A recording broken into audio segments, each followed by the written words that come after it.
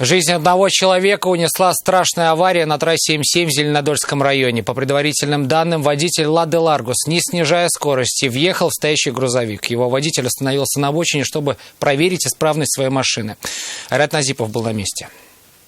Шансов выжить после такого столкновения у водителя легковушки попросту не было. Очевидцы, бросившиеся к нему на помощь, вызвали на место медиков. Но они уже понимали, мужчину не спасти.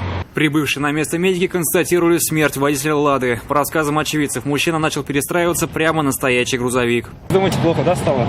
Ну, или сердцем, или по телефону разговаривал, что-то такое. Там с левого ряда и сразу меня, считай, никого нет, а я один стою. То есть он никого не обгонял? Ну, ребята говорят, он их обогнал и впереди пошел. И все, и вот.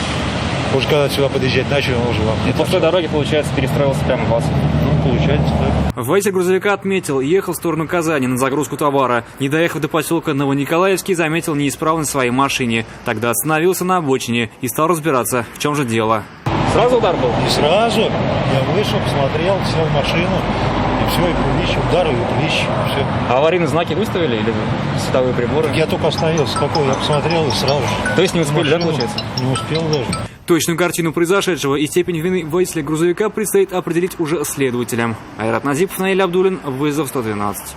Мы делаем вам вызов. Смотрите одну из самых рейтинговых программ о происшествиях в Татарстане на нашем сайте tnv.ru.